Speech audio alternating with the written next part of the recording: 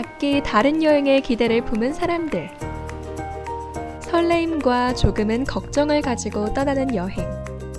많은 생각들로 가득 찬 인천국제공항. 우리도 그 설레임과 기대를 품고 미국으로 향했습니다. 16시간의 비행을 마치고 미국에 도착한 우리는 미국 서부 여행을 위해 긴 시간 버스를 타고 여행을 시작했습니다. 4명의 시선으로 바라본 미국 서부 이야기. 지금부터 시작합니다. 서부 여행 첫 번째로 우리가 도착한 곳은 캘리코 운광촌입니다. 캘리코 운광촌은 캘리포니아주 남부의 모하비 사막 지역에 있는 폐광촌인데요. 버스를 타고 황량한 서부의 사막을 지나 캘리코 운광촌으로 향했습니다. 입구를 지나니 저 멀리 산중턱에 쓰여진 글씨가 캘리코에 도착했음을 알려주고 있네요. 캘리코 운광촌을 한눈에 보기 위해 높은 곳으로 올라갔습니다. 캘리코 운광촌은 1800년대 대규모 운광의 발견으로 전성기를 맞이하였으나 은값의 폭락으로 쇠락의 길을 걷게 되어 유령마을이라는 별명을 얻을 정도로 황량한 마을이 되었습니다. 그러던 중 1951년 윌턴 호트라는 사업가가 이 도시를 사들여 과거 모습을 그대로 재현해 관광지로 바꾸었고, 현재에는 마치 한국의 민속촌처럼 과거의 미국 서부 모습을 느낄 수 있는 장소가 되었습니다. 은광촌 한 곳에는 당시 사용한 기차 모양을 그대로 만든 작은 기차가 있는데요. 그 기차를 타고 캘리코 은광촌을 돌며 투어를 할 수 있습니다.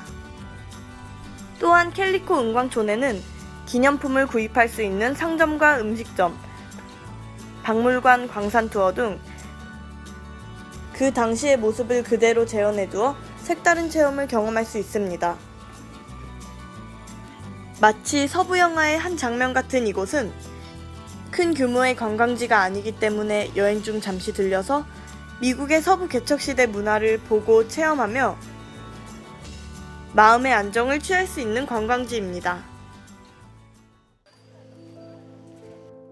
서부 여행 두 번째로 우리가 도착한 곳은 유타주의 브라이스 캐니언입니다. 1920년 국립공원으로 지정된 브라이스 캐니언은 붉은색의 암석이 빛을 받아 금빛으로 섞여 그림 같은 모습을 하고 있었습니다. 원형 극장처럼 펼쳐진 분지 아래에는 수많은 돌 기둥들이 솟아있는데요. 이 돌 기둥들을 후드라고 부릅니다. 약 18,000개 정도의 후드는 신의 걸작품이라는 별칭을 가질 정도로 신비로운 모양과 색을 띠고 있습니다. 하늘과 바람, 물과 바위가 빚어낸 자연의 걸작입니다. 브라이스 캐니언은 지금도 계속 풍화작용을 받고 있는데요. 그 때문에 약 50년 뒤에는 이 신비로운 후드를 보기 힘들 것이라고 합니다. 브라이스 캐니언의 급경사를 따라 걷는 나바오 트레일은 2.6km의 짧은 거리이지만 험준한 돌길로 되어 있어 만만치 않은 여정입니다. 이 힘든 길을 견딜 수 있는 것은 아래에서 내려다본 또 다른 브라이스 캐니언의 모습 때문이라고 합니다. 맑은 날씨와 강한 햇빛으로 더욱 아름다운 색을 이루고 있는 브라이스 캐니언. 그 장엄하고 신비로운 모습을 카메라 뷰파인더에 담기에는 턱없이 부족하였습니다. 자연에 압도당한다 라는 말의 의미를 느낄 수 있었고, 신의 걸작품이라는 후드들의 별칭도 이해할 수 있었습니다. 멀리서 바라본 풍경만으로도 많은 생각과 기억을 남겨준 브라이스 캐니언. 더 다가가지 못하는 아쉬움을 남긴 채 다음 목적지로 향하였습니다. 서부 여행의 세 번째로 우리가 도착한 곳은 그랜드 캐니언입니다. 미국 애리조나주 북부에 위치한 거대한 협곡인 그랜드 캐니언은 세계적으로 유명한 경관을 자랑합니다. 20억 년간 지구의 역사를 고스란히 담은 이곳은 세계에서 가장 인기 있는 자연 명소 중 하나입니다. 콜로라도 강의 침식작용에 의해 생성된 그랜드 캐니언은 그 규모만으로도 압도적인데요. 폭넓고 깊은 협곡은 불가사의한 경관을 보여줍니다. 깎아지른 듯한 절벽, 다양한 색상의 단층과 형형색색의 기암은 푸른 하늘과 함께 어우러져 웅장하고 그림 같은 장관을 이루고 있습니다. 보는 위치와 시각에 따라 시시각각 다른 유형을 뽐내는 그랜드 캐니언은 콜로라도 강을 사이에 두고 남쪽 가장자리인 사우스림, 북쪽 가장자리인 노스림으로 나누어집니다. 대부분의 관광객이 방문하는 사우스림은 가장 아름다운 경치를 볼 수 있는 곳인데요. 절벽을 따라 설치되어 있는 전망대에는 캐니언의 웅장함을 담아내기 위한 셔터 소리와 함께 여러 나라에서 모인 관광객들이 가득합니다. 우리는 그림같이 아름다운 그랜드 캐니언을 추억 속에 담은 채 발걸음을 뒤로 합니다.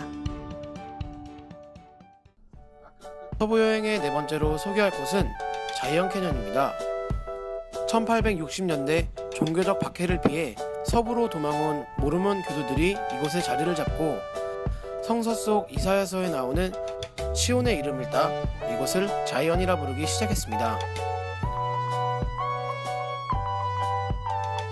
1919년 한때 종교적 도피처였던 이곳은 국립공원으로 지정되었는데요.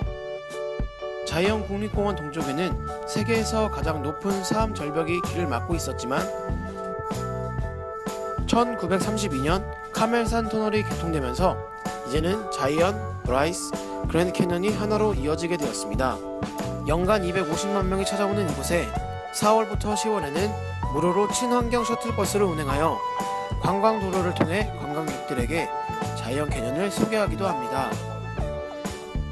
색의 나라라는 별명에 맞게 다채로운 색이 캐니언을 감싸고 있고 중력에 의해 이동하는 물이 돌을 깎기도 하고 새로운 길을 만들기도 해서 캐니언 표면에 아름다운 무늬를 수놓았습니다.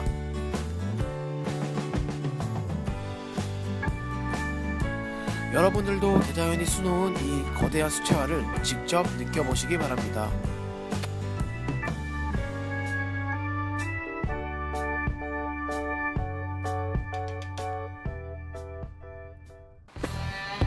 마지막으로 저희가 도착한 곳은 관광과 도박의 도시 바로 라스베이거스입니다. 네바다주 남동부 사막 한가운데 세워진 라스베이거스는 19세기 말까지 소규모 광업과 축산업을 하는 마을이었으나 철도가 완성되면서 현대적인 도시로 건설되기 시작했습니다.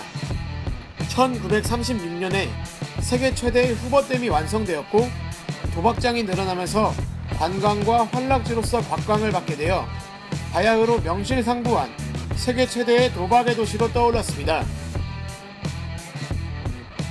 라스베이거스 하면 떠오르는 것은 도박뿐만 아니라 아름다운 호텔들과 그들이 뿜어내는 야경을 꼽을 수 있는데요. 15분에 한 번씩 하는 벨라지오 호텔의 분수쇼는 줄을 서서 기다릴 만큼 엄청난 장관을 이루었고 파리스 호텔의 에펠탑은 라스베이거스의 랜드마크로서 손실이 없어 보입니다. 또한 24시간 한낮인 것처럼 실내에 하늘을 만들고 강을 만들어둔 베네치아 호텔의 쇼핑몰부터 뉴욕의 랜드마크들을 한데 모아둔 듯한 뉴욕 호텔까지 어느 한 곳 평범한 곳 없이 각각의 특징들로 다채로운 볼거리를 자랑하고 있습니다. 라스베이거스에서 경험해보지 못했던 도박을 즐기는 것도 좋지만 아름다운 호텔들을 구경하면서 가족들과의 시간을 보내보는 건 어떨까요?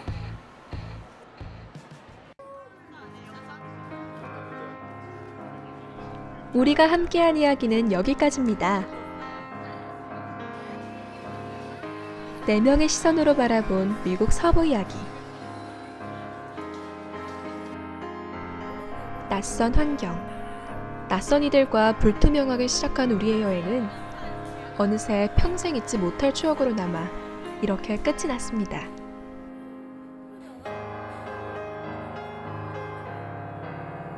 여러분도 때로는 반복되는 일상 속에서 벗어나 잊지 못할 추억을 위해 여행을 떠나보는 건 어떨까요?